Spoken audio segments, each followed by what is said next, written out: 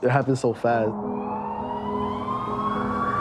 On my way back home, a deer darted in front of me. I never thought about trying to commit suicide before. When I opened my eyes and I saw paramedics, I didn't even really have any sense of where I was. Most definitely. We are the safety net. It's very hard to explain to anybody else what we do. It just doesn't seem imaginable sometimes, does it?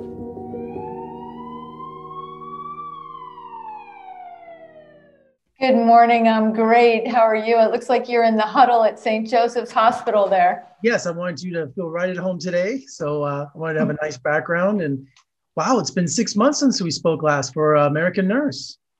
I know, wow, long time, but really great to see you again. Thank you. You too. And you know, how things have changed since we spoke last. I mean, COVID has ravaged this nation, this world, and all of nursing. And you were on the front lines of all of this. It's been a real surprise and really eye-opening, I have to say. I've just never witnessed anything like what we've seen. You know, I've been filming nurses now for 9 years, and seeing them in this COVID situation is just completely otherworldly. And I can't imagine how we're going to get out of this without really doing a lot of repair work. Well, in your new documentary, In Case of Emergency, it begins with Carolyn. And I think she's kind of the face of your documentary because you play her throughout the whole film, and she's shipping off to war. It feels like she's going to a frontline battle. She even talks about the military influence of care. I mean, it really is a military operation, isn't it? You know, Jeffrey, you hit the nail on the head. That's exactly what it is. But the difference is when you go to war, you're wearing fatigues and you've got all this support and you know where you're going and you have a specific mission. And then when you come back, you can go to the VA hospital and go to a support group. For these guys, there's no end in sight. They're just in there fighting this battle every day, half the time don't know what they're fighting. And it's really grueling. And so it is very, very much, I think, that feeling of the military. And I see news stories almost every day about them getting some sort of hazard pay, how nurses are quitting across the country because of the pressure. And you just kind of take them for granted. You know, I mean, a nurse, they're not robots. They're human beings with families and feelings and stress, just like anyone else. And your heart goes out to them.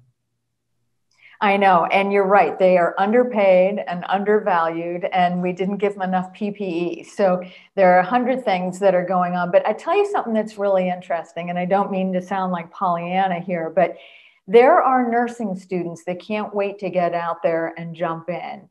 There are nursing students that got right out of school and got thrown into COVID. And now they can deal with just about anything. And more people are signing up to become nurses.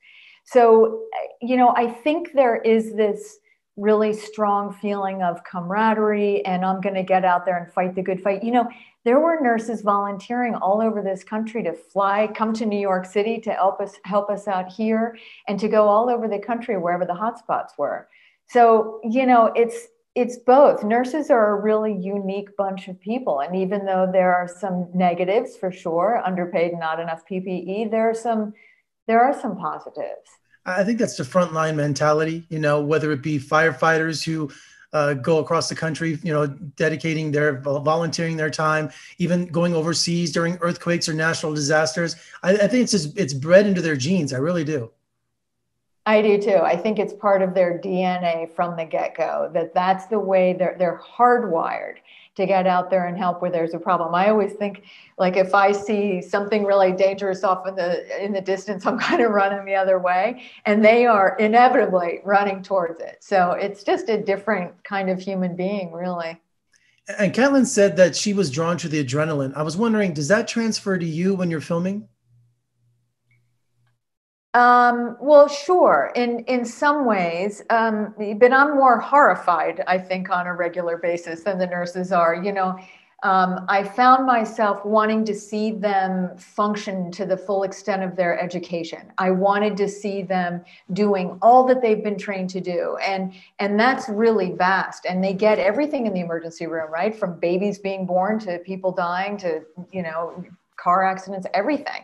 And so I really wanted to see that. And So there is an adrenaline aspect of it, but for me as a filmmaker, I think more often than not, I was having this internal thing of, oh my goodness, I don't think I can take much more of this. And I'd actually like to crawl in a hole and put a blanket over my head and not have to see this. So I don't think I took it quite the same way they did.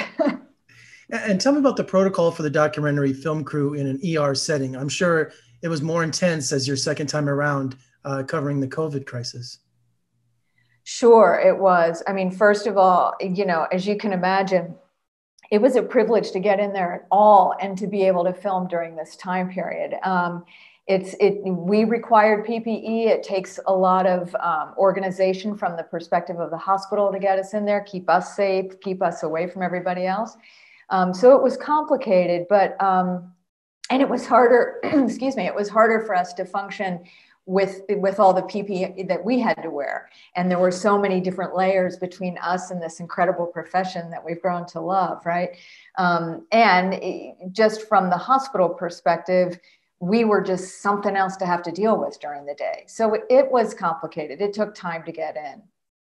And some of the tragic stories the nurses convey in your film, they're hard to hear, let alone experience. So how could you not be moved while these nurses are telling their stories of children dying from gunshot wounds? Or, I mean, I was pausing the documentary because I was like taking a breath myself.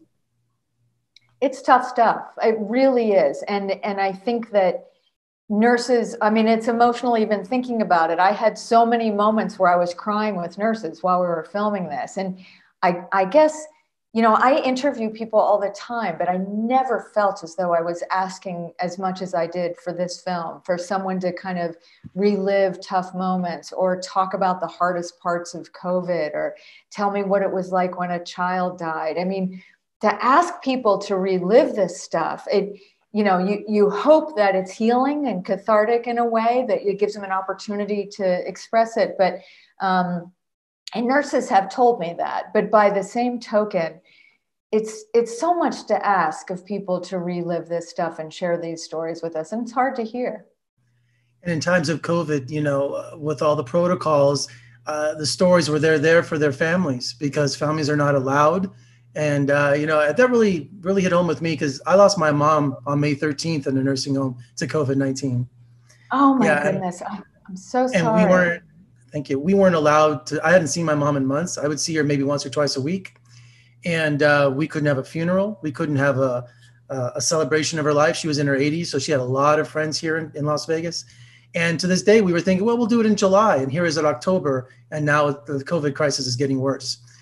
So that really hit home with me that they were there. So I kind of think that because the people who worked at Life Care, they were, even though it wasn't their fault, they really took care of her. So they were on the front lines. Well, that's an extraordinary story. And for those of you that have lost loved ones during this and weren't able to be there, I can't even begin to imagine. And I talked to a lot of nurses about that. What it was like to be there when a family couldn't be there and how important that was to them. I mean, that meant everything. I'm thinking right now about an interview with a gentleman named Lewis, who was at St. Joseph's Hospital during COVID. And he talked about how many times he was there. He was the last person patients saw. And the nurses take that on as a huge responsibility, and it's really important to them. And one message I feel like Kathleen wanted to say to everybody was they were not alone. If, we were with everybody that we could be. And I think that I saw that in action. I think that's really true, but it's an unbelievably difficult situation. I'm so sorry for your loss. Well, after watching this, what can the average person do? Is there a call to arms? What can we do to help the nursing community? So, a few things. Part of this is about raising our awareness so that we respect and admire this profession. But it's more than that. First of all, we don't have enough healthcare, and I don't think there's an answer out there yet, but we all need to get involved. So the first thing is just vote. Vote for people who are talking about this, that are considering it, that are looking at the options, because honestly, COVID really did show all the fault lines in our healthcare system. And we lost so many people. This can't be in this country. We need to find a better way. So get out there and you support whoever it is, however you want it to happen, but support them. That's super important.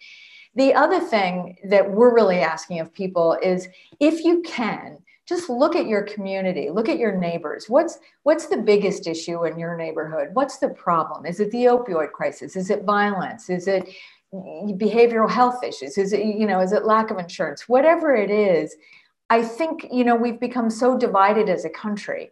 If we could just look at our neighbors and somehow band together, because the government can't fix all the problems that we have in our healthcare system, and the communities are going to have to step up. We just are. No matter what way this whole thing goes, communities are going to have to get more involved. So we are asking people to dig in there and find, if nurses can do this work day in and day out and care for us the way they do, I know that we're capable of digging into our souls and finding a way to help our neighbors.